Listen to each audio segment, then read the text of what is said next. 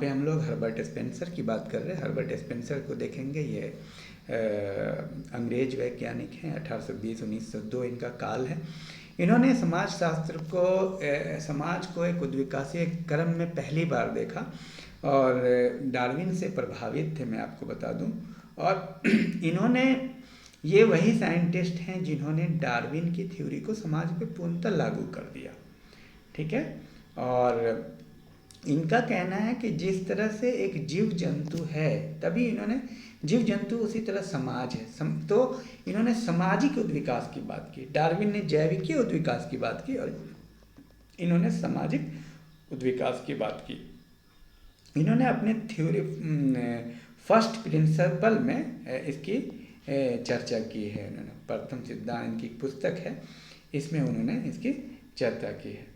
तो और इससे पहले इन्होंने 3 नियम दिए, जैसा कि आपको पहले मैं बता चुका हूँ कि देखिए, जिस तरह से बायोलॉजिकल ऑर्गेनिज्म है, ह्यूमन बीइंग है, मानव है या कोई भी जीव जंतु, उसी तरह वो समाज को लेते हैं और कंपेयर करते हैं। This is social evolution. और कहते हैं सरलता से जटिलता की ओर है।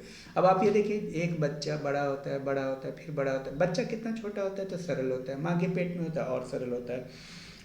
पैदा होता है, कुछ नहीं जानता है, धर्म, जाति, क्षेत्र, भाषा। थोड़ा बड़ा होता है, सब चीज़ जानता है। थोड़ा बड़ा होता है और नातेदारी को पहचानने लगता है। थोड़ा बड़ा होता है, कॉलेज स्कूल में जाने लगता है, स्कूल में कॉलेज में जाने लगता है। और बड़ा होता है समाज। तो धीरे धीरे वो कम्प्लेक्स हो रहा है, जटिल हो रहा है। ऐसे ही समाज का बोल रहे हैं। पहले छोटा बच्चा होता है समाज, धार्मिक अवस्था में, तात्विक में, वैज्ञानिक में, सरलता से जटिलता की ओर है। तो वो तो इस तरह से सब सारे वैज्ञानिक उस समय के उद्विकास से प्रभावित थे। लेकिन हर्बर्ट स्पेंसर एक ऐसे वैज्ञानिक है जिन्होंने उद्विकास को जीव विज्ञान से भौतिक विज्ञान में लाया, जीव विज्ञान से समाजशास्त्र में लाया और कहा समाज का भी ऐसे ही अध्ययन विज्ञान के रूप में करना चाहिए। तो इसकी मान्यता जो है ना, हर्बर्ट स्पेंसर को जाता है सोशल इवोल्यूशन की। ये क्वेश्चन आता भी है तो इसका, तो देखिए, इन्होंने फिजिक्स से भी कुछ नियम लिया और बायोलॉजी से भी लिया। तो फिजिक्स से क्या लिया, ये देखिए, फिजिक्स से इन्होंने लिया law of persistence of force, शक्ति के स्थायित्व का नियम। ये सब याद कर लीजिएगा, ये क्वेश्चन ऑब्जेक्टिव में भी आता है, एनसीआर नेट में भी आता है। और different law of indestructibility of matter, पदार्थ की अविनाशी होने का नियम, गति की निरंतरता के नियम। अब देखिए, शक्ति के अस्थायित्व का नियम का मतलब आप समझ लीजिए। यहीं पे हम आपको समझा देते हैं कि हर जगह शक्ति लग रही है, शक्ति अवेलेबल है समाज में, वो काम कर रहा है। बिना शक्ति के काम नहीं हो रहा। शक्ति शाश्वत है। पदार्थ की अविनाश, कोई भी पदार्थ अविनाशी नहीं है। पदार्थ का फॉर्म बदलता है, यानी E बराबर mc² समझ लिया। और गति की निरंतरता क्या नियम, इनका कहना है गति हमेशा अवेलेबल है। तो ये नियम है इनका। और दूसरा नियम उन्होंने दिया शक्ति संबंधों का मध्य, law of persistence of relationship between force, यानी परसिस्टेंट, स्थायित्व और बल में शक्ति के संबंधों के मध्य संबंध है, बल और स्थायित्व में संबंध है।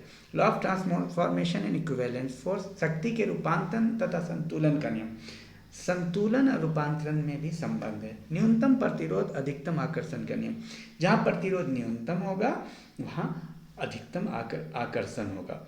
गति की क्रमिक परिवर्तनशीलता के नियम, यानी गति हमेशा परिवर्तित हो रही है। तो ये 4 नियम हैं, ये आते हैं यूजीसी नेट में भी आते हैं। तो इसको आप इनको याद करना है, ये एमसीक्यू में दे देता है। ठीक है। और प्राणी शास्त्रीय उद्विकासी सिद्धांत वही उद्विकासी सिद्धांत है जिसकी मैं चर्चा कर रहा हूँ। डार्विन ने अपनी पुस्तक ओरिजिन ऑफ स्पीसीज में 1859 में इसकी पहली उन्होंने अपनी पुस्तक में इवोल्यूशन को पहली बार स्थापित किया।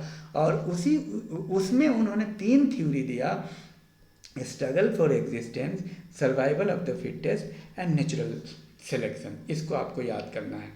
सर्वाइवल ऑफ द फिटेस्ट एक है, struggle for existence, survival of the fittest and natural selection. Struggle for existence, natural selection, इसके आधार पे उनका कहा कि प्राणियों में परिवर्तन होता है।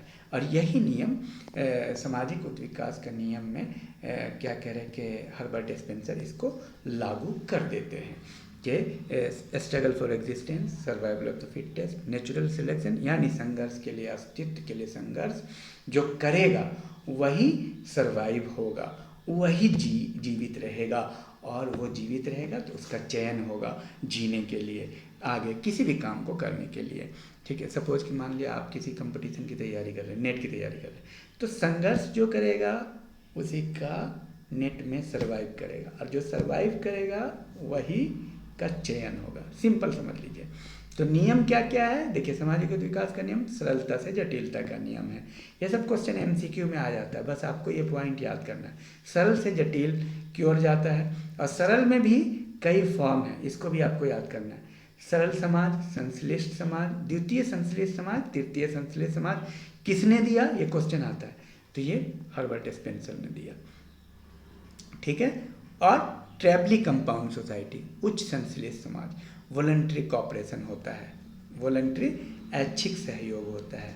ठीक है, अब आइए एक होता है इंडस्ट्रियल सोसाइटी। इंडस्ट्रियल सोसाइटी की भी बात करते हैं कि पहले मिलिट्री सोसाइटी थी हर्बर्ट स्पेंसर, सरल समाज से सैनिक समाज सरल था और इंडस्ट्रियल हो गया, उसी को वो कॉम्प्लेक्स फैमिली स्ट्रक्चर बोलते हैं कि इसमें कॉम्प्लेक्स होता है। सर्वाइवल ऑफ द फिटेस्ट, जिसकी बात मैं अभी कर रहा था, वही सर्वाइवल ऑफ द फिटेस्ट है कि जो फिट होगा वो सर्वाइव करेगा। आज तक का इतिहास यही है, किसी भी गेम में देख लीजिए, किसी भी पढ़ाई लिखाई में देखिए, सब में struggle for existence, survival of the fittest, natural selection की थ्योरी चलती है। अब समाज की शारीरिक संरचना की अवधारणा वही जो हम आपको बता रहे हैं, इमाइल दरखाइम ने भी कंपैरिजन किया, हर्बर्ट स्पेंसर ने भी किया, दुर्खिम ने भी किया। समाज की शारीरिक संरचना मतलब समाज सावयव की तरह है। कैसे है, समाज और प्राकृतिक नियमों में अनुरूपता पाई जाती है। ठीक है, सेम है, हर काम सेम होता है, जैसे उसके अंग है उसी तरह इसके अंग है, उसका एक अंग खराब है तो एक काम खराब हो जाता है, उसका सामाजिक अंगों की विभिन्नता पाई जाती है। और जिस तरह विभिन्न अंग बायोलॉजी में भी पाए जाते हैं, समाज में पाए जाते हैं, सामाजिक अंगों के बीच प्रकार्यात्मक संबंध है। अब जैसे हाथ, नाक, आँख, कान सब एक दूसरे से संबंधित है। अब आप ये बताइए, किसी को मान लिया कि बॉडी को मजबूत करना है, बॉडी बिल्डअप करना है, तो खाएगा तो मुंह से ना, तो मुंह से और पूरे बॉडी का रिलेशनशिप है, एनर्जी तो पूरे बॉडी को जाएगी, तो रिलेशनशिप है। सामाजिक अंगों की स्वतंत्रता, ठीक है, स्वतंत्र भी है, हाथ अपना काम कर रहा है, पाँव अपना काम कर रहा है। सामाजिक अंगों के प्रकार्यात्मक उद्देश्य, सबके अपने काम हैं, आँख का अपना काम है, नाक का अपना काम है, उसी तरह समाज का अपना काम है, सरकार का अपना काम है, परिवार का अपना काम है, विवाह का अपना काम है, नातेदारी का अपना काम है। ये था। अब चलिए इमाइल दरखाइम